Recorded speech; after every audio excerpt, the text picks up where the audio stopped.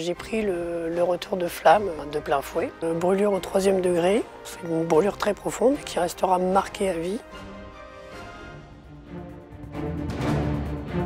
J'ai 5 ans et jouant bêtement dans la cour, je suis tombée sur le bidon d'essence, les allumettes qui d'habitude ne traînent jamais. Comme tout petit garçon de l'âge de 5 ans, j'ai profité d'un instant que mes parents ne faisaient pas attention. J'ai trouvé la bonne idée de vouloir allumer le tas d'herbe avec de l'essence. Et du coup, j'ai pris le retour de flamme de plein fouet. Et avec la peur qu'il y a eu, j'ai fait tomber le bidon, ce qui a encore plus aggravé les choses. J'ai un père pompier, ça m'a permis d'avoir les réflexes tout de suite, de se rouler par terre, de courir jusqu'à la salle de bain en appelant mes parents.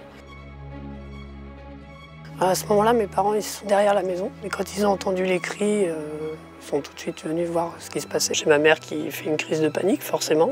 Mon père qui en fait une, mais intérieurement, vu ses réflexes de pompier, du coup, il a eu les bons réflexes tout de suite, donc appeler les secours, faire les premiers soins.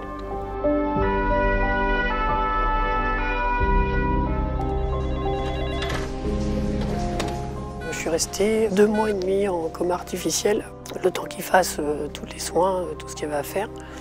Et après, on revient au conscient et puis on s'aperçoit qu'il faut tout réapprendre en fait, c'est-à-dire marcher, qu'il faut... Et on ne se rend pas bien compte de ce qui se passe, de la gravité de la chose en fait quand on revient. Le résultat que j'ai eu, c'est brûlure au 3e degré. C'est une brûlure très profonde qui restera marquée à vie. Et quand c'est comme ça, on le prend comme on vous le donne en fait. On comprend très vite qu'on ne va pas avoir le choix que de faire avec.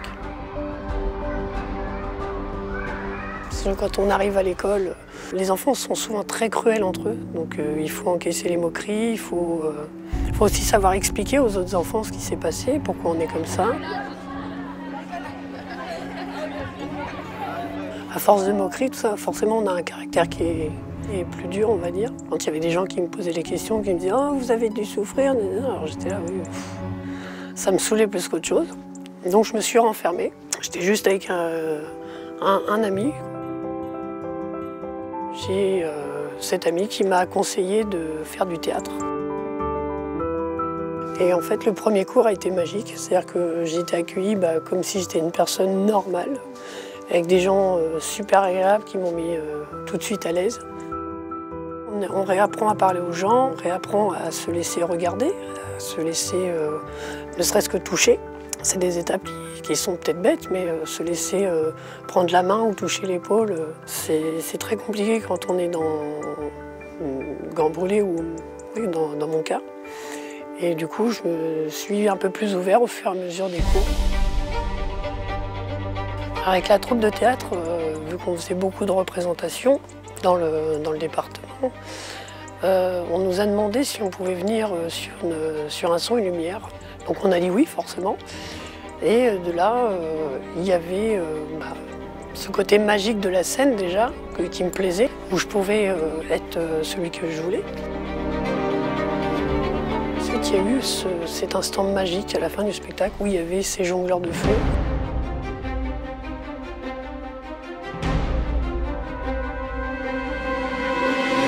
Ça, j'ai vu ça avec les yeux d'un enfant.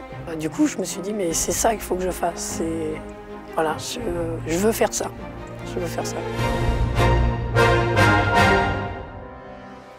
Et le soir venu, quand les artistes se regroupent entre eux, je vais voir celui qui crachait du feu en lui demandant s'il pouvait m'apprendre à cracher le feu, justement. Bon, on s'est lié d'amitié rapidement. Il a su comprendre, même si j'avais subi cet accident-là, et je voulais aller jusqu'au bout et montrer à n'importe qui que même si vous arrive un coup dur dans la vie, on peut faire des choses comme tout le monde.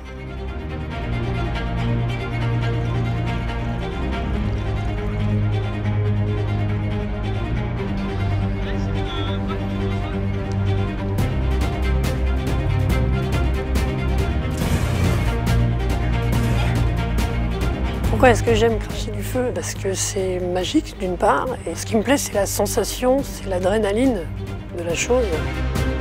Je suis un peu comme Obélix qui aime la potion magique, c'est que je suis tombée dedans quand j'étais petit. Et il y a un petit peu quand même le fait de se dire, il y a une époque Tu m'as fait du mal, mais aujourd'hui, on bosse ensemble, tu vois. Il faut que ça paraisse simple sur le visuel, mais en fait, il y a plein de paramètres qui rentrent en compte, le sens du vent, les gens qui sont autour, et la température ambiante aussi, ça peut jouer.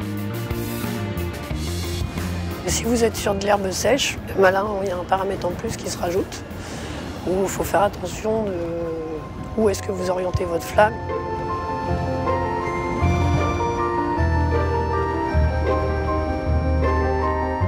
Quoi qu'il arrive dans la vie, les épreuves qu'on peut subir, il y a toujours quelque chose de positif à retirer d'une situation négative.